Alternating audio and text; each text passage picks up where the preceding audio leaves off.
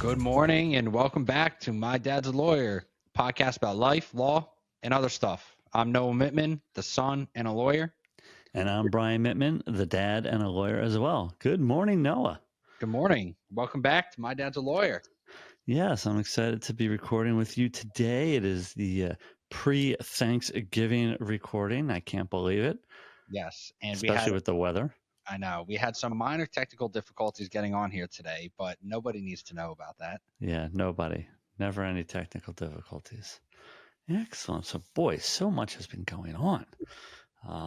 We got kind of big full packed show today, but today is also a excuse me, bit of a rainy day. The first rain I think we've had in 4 or 5 weeks. You can see it out my window for the most part. Oh, wait, look, it's Stella, and she's attacking me because whenever I'm on a call on my home computer, she barks. So I have poorly trained her. Yeah. One Hi, moment. Stella. Oh, look, no cookies. Animal. She is an animal. Okay, a piece for you, and where's Sadie? All right, hopefully that'll keep her quiet for like 3 minutes, and Mom will get her, and then we can keep going. And to our producer, you don't have to cut this out. She is such a cute dog.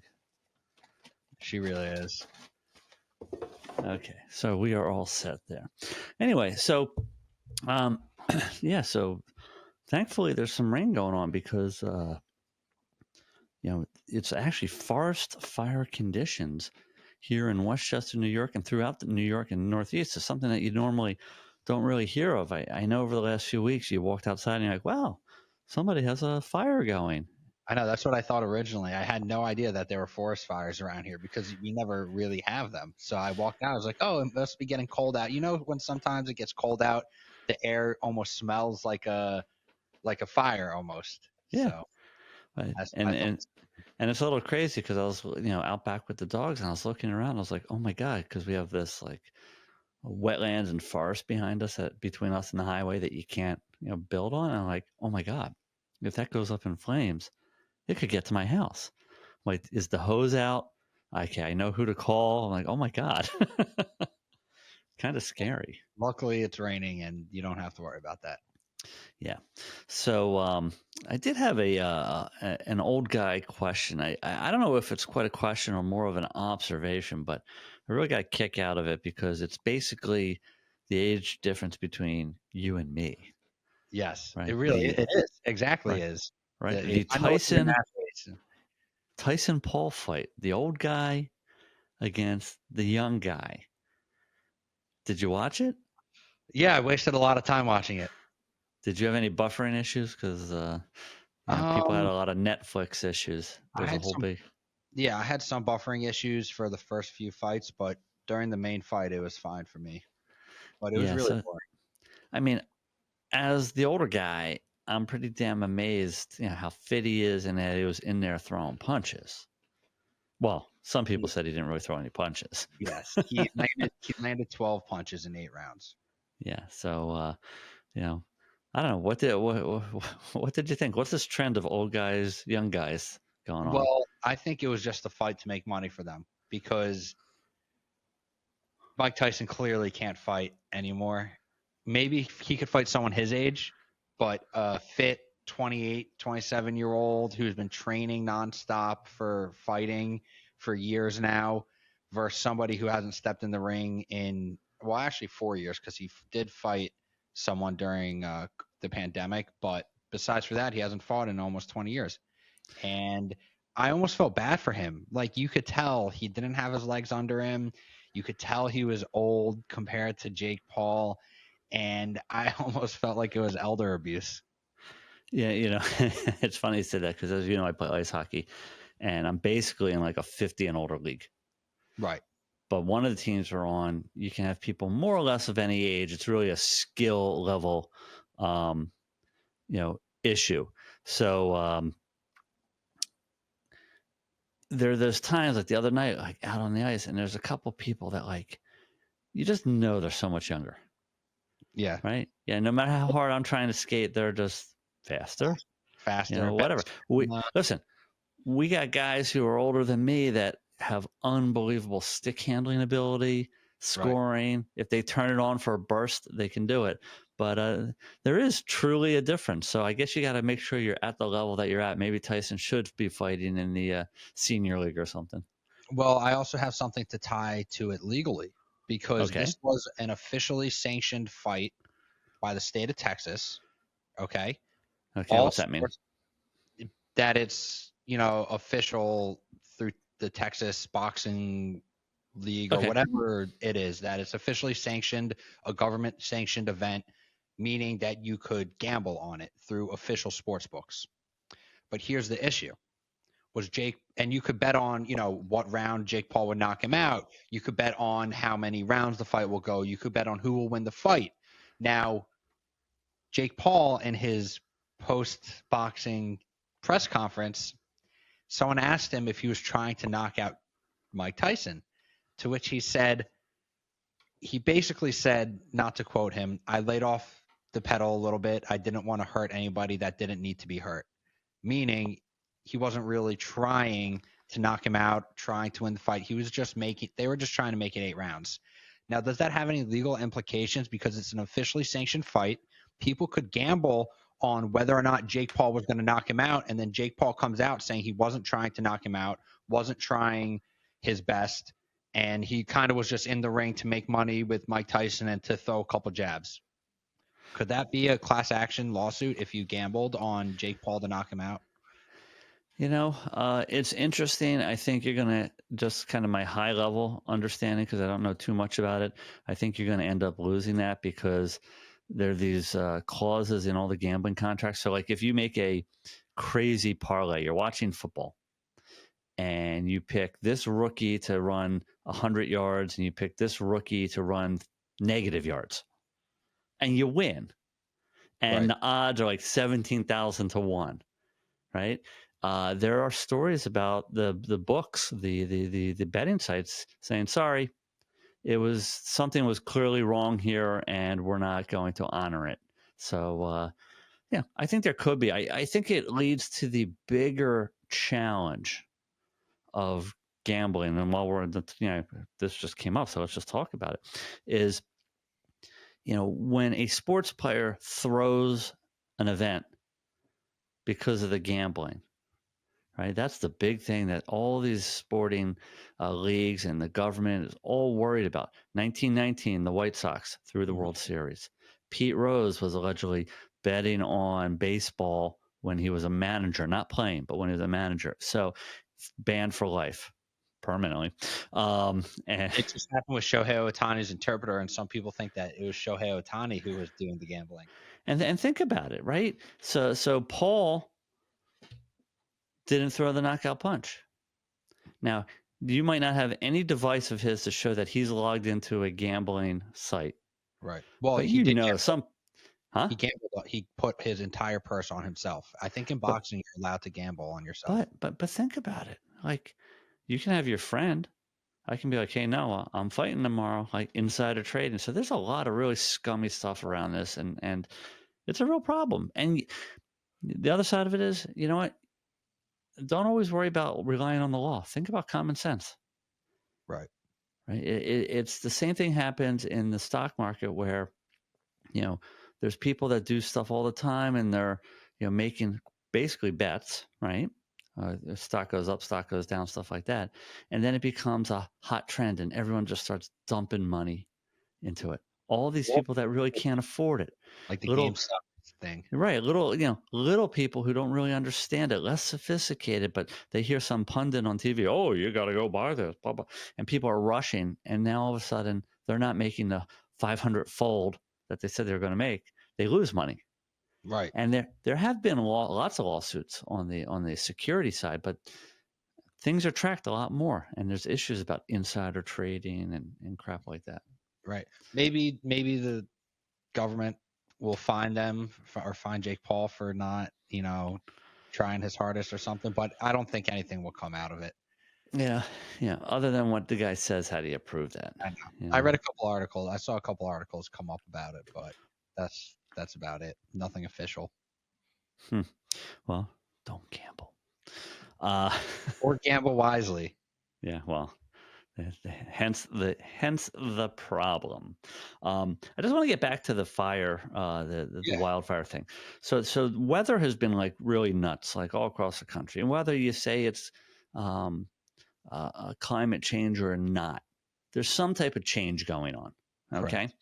so two things about this. One is just kind of an annoyance that has come up with me, and then I want to talk about insurance and fires for a second. Okay. The annoyance is, I don't know if you have noticed it, but I grew up right watching TV and watching the weather, and they would talk about it. Now all of a sudden, the weather on the local news, even the national news, takes up longer and longer segments of time, and they keep coming up with brand new words. Like, I think they're making shit up to keep people entertained, right? So I just wrote a quick few down. There was the bomb cyclone they Hmm. talk about, and that actually just hit out west. Hope those folks are okay. There's the atmospheric river. There's this, there's that. And then this morning I hear, what's his name on NBC go, oh, this is a double barrel storm. And he begins to show these graphics. And I'm sitting there going, did he make it up? Al Roker, right? Did he make it up? Is it a true meteorological, thing? And I think what's happening is they're going through the meteorological like textbook and saying, Right. "Oh, let's start talking about this," and then like it takes off on its own. But again, crazy weather phenomenon. So, what do you do from an insurance perspective? Because if you live in Florida, most Yep. people are losing their homeowners insurance because the insurance companies don't want to insure that. You I live know. in the hills of California, so I looked it up this morning. I told you I was worried about the fire out back. Most insurance policies in non-high risk areas will cover things like your house burning down from a wildfire, Right. which is good news. But for anybody out there, you really should pay attention because unfortunately, insurance companies have gotten smarter and stingier in their coverages, and you may think you're protected, and then you're not, and then you have to rely on, oh, maybe there's a government program, or maybe they'll have a special declaration of an emergency, therefore I could get some FEMA funds or some other funds or whatever it is. So something as kind of remote as watching a disaster on TV can be real at any moment Yeah. here. Yeah, it really can be. And I've seen insurance companies not insuring, giving flood insurance in certain areas in Florida, or even homeowners insurance in Florida or the hills of California, LA area. I mean, it's really crazy, and it's a high risk to live in these areas now. Yeah, when we had our flood, I think it was Hurricane Ida. I forget which one. Normally that flood would not have been covered, but we had both flood insurance, and it turned out that there was a failure of like the drain pipes. So because of that, it got covered, and then Okay. the sump pump failed. But like, who knows that stuff? And Yeah. again, I do this for a living, and I didn't know that. And then even Mhm. the flood insurance was so complicated, and it's a federal program. What are Hmm. you going to do? Well, at least you have the insurance. Yeah, well, you know me, I'm a little conservative on the I, insurance. I know. I've learned to always get the proper insurance because you never know when you're going to need it. Yeah, exactly. You don't need it till you need it. And I probably have better car insurance than 99% of kids my age, oh, or I should say adults my age. I'm going to say 99% of adults your age.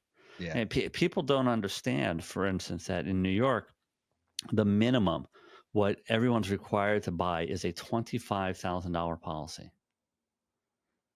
A $25,000 policy. So, so, so if you literally, you know, I don't know, let's take a fairly easy, case. You know, somebody literally bangs into your car and you smash into a pole and you break your foot. Right? Let's say everything else is fine. The car is going to get covered and is going to get fixed up, but the impact was bad enough that the way your foot jammed, it broke. Is that worth more than $25,000? Could be, depending on how bad the fracture is in your recovery. Well, let's say it's a bad fracture. Let's say you're out of work for 6 months and then you had surgery and you're going to be in PT for a year, Yeah, that definitely could be worth more than $25,000. right? Yet people don't understand that if the guy that hit you had $25,000, if that's the only insurance, then that's it. And if you have to hire an attorney, the attorney gets a piece of it. The doctors get a piece of it. Yeah. And on the flip side, if you only have $25,000 in coverage and you cause an accident, let's say with the same injuries, and someone's trying to sue you, if they find out that you're a successful person, they can go to trial and get a judgment against you. It's not limited to the insurance policy. We just say it's limited to the insurance policy because people get their money easily. The cases get done quicker. You get your money, you go home, you move on. But in reality, if you, let's say, cause an accident and God forbid somebody dies and you only have a $25,000 policy, if the person that died was making a shit ton of money and the economic losses off the charts, and they don't want to settle for $25,000, they could go to trial and get a judgment against you. And not everybody is judgment proof. Right. If you own a house, you have a good business, whatever it might be. And so since we're talking car accidents and proper insurance, there is also another thing that, again, we might have spoken about this in the past, but there's a thing called underinsured or uninsured motorist coverage. So every policy also has a minimum amount. And that just says if you get hit by somebody that doesn't have the basic insurance, once you collect whatever you can from them, you can then collect some from your own policy. And it's Right. pretty inexpensive to add to your own policy. So if you decide, hey, I want to purchase what's called supplemental uninsured or underinsured motorist sum, I want to have $250,000. God forbid I ever get hit by one of these yahoos. What that means is if you get hit by the Yahoo and the case is worth $250,000, you get the $25,000 from the Yahoo, and then you can try to get the other $225,000 from your own policy. Right. And these are little things that your brokers don't tell you, where they say, "Oh, no, you don't want to spend extra money." Like when I see this Liberty Mutual commercial about, you pick what you want to set your insurance, that has to be the worst fucking consumer idea in the world. Right, because Right? the average person doesn't know. They are paying off of, oh, well, if you did the full package, it's going to cost you $2,000 a year for insurance. But if you get rid of this and this and this and this, you're only going to pay $500 for the year. And you're like, wow, only $500. And then it doesn't cover anything. And people come into the office all the time and they're like, oh, my car's damaged. Can we, go after the person that caused the accident to try to pay for my car? Well, not all the time people have collision coverage. And if you don't have collision coverage on your own, you're kind of shit out of luck. You got to pay for your car to be fixed. So people try to cut out collision coverage to save money, but then when you get into an accident, who's going to pay for your car to get fixed? Yeah, I mean, and here, there's a simple thing. Nobody gets hurt. You just have a damaged car. But these days, one little dent on your bumper, and they come to you and say, well, it's a one-piece plastic, fiber, whatever. So we got to replace the entire panel. So that's only going to be $1,000 for the panel and $2,000 for labor. Yeah, I actually just ran into this. It's funny you say that. The other day, we had a settlement, but good. I thought you said you ran into something. I'm glad you're okay. I ran into this issue the other day with the property damage and getting cars fixed. Somebody sent me the estimate that was submitted to the insurance company to get fixed. Can you guess how many lines on the invoice there were? It was only $6,000, which I say only. That's, on the lower end of what some of these property damage claims are these days. But I say it was about $6,000 in property damage. How many lines on the invoice were there that the auto body shop charged? So the line is like each piece in each part? Piece and labor and this and that and oil and fluids. 20? 100 lines on the invoice. They charged 100 different things. 30 cents here, 40 cents here, this screw, that screw, labor to screw it in, labor to change the fluid, labor to put the panel on, order the panel, shipping for the panel, tax, this and that. 100 lines for $6,000. It's funny you said that because my buddy John, who fixes our cars and stuff, we had that dent on one of the Jeeps, and I went in, and he looks at me and he says, "Look, take a look out there." And I look out, he has this little storage area, and there's the bumper that I need. And he says, the way that was damaged on the other car, he showed me the diagram, and it has like 500 parts, like for this one thing. So they had to order the whole kit in order to replace the bumper for this other person. But they didn't need the bumper. Right. So he said he took a look at our damage, and he says the only thing that was damaged was the bumper, not anything behind it. So for like $100, he sells me the bumper and puts it on. I mean, that's starting to get as bad as health insurance and bills. I mean, not as, at least they're very clear. They're like, here's the 100 items that we're charging you for. Right. But yeah, that's nuts. Yeah, it was crazy. 100 lines on the estimate. And you hear more and more too. It's like things like with the electric cars, depending on how they're built. I know that there's some additional challenges from a collision perspective. That's pretty. Well, speaking of electric cars, do you want to get into your issue with your vehicle? Yeah, one last thing as we finish up here. So we talked about consumer protection a little while ago. So there's another issue going on. So there's a recall on my Jeep Wrangler XE, right? The hybrid car. I'm okay with that. Recalls happen all the time. Not a big deal. So back in early October, I found out through somehow I found out that there was a potential recall on my car, that there could be a risk of a fire with something with the battery. Okay. I do a little research. I find out that it, it happened in like 0.001% of these cars, but they were recalling them to do an upgrade and this and that, and I don't want to be the one that has it parked in my garage. So I officially had to wait for a letter to arrive in the mail from, Chrysler or whatever, Stellantis. And I did register online before the letter came. I get the letter, and I've called literally every single day. There is no fix yet. So we are now well past 30 days. And I started looking at lemon law stuff, which basically says if you're sold a faulty car, you can, force them to buy it back and things like that. So I am now in the process, because we are now almost 45 days post, to see what to do. I've been parking the car on the street. You cannot plug it in. So I'm using gas instead of electric. And it's stuck on the street. Imagine if you lived in the city, or you live somewhere where you could only park it inside in a garage. Right. Or me. I only have a garage inside. What would the liability be there? The car is defective. So now you're parking it inside. Are you at fault? To a degree, maybe you could be, but and they've offered up to 30 days of a rental. Okay. So one is I'd have to find a place to park the car, and I could get a rental. But once they finally issue the fix, how quick do you think I'm going to be able to get into the dealership to get it fixed? How many cars are probably going to need to be fixed? It's 185,000 to be exact. You really looked into this. Oh, I generally don't get worked up over stuff like this, but this one I think I'm going to dig deep, because enough.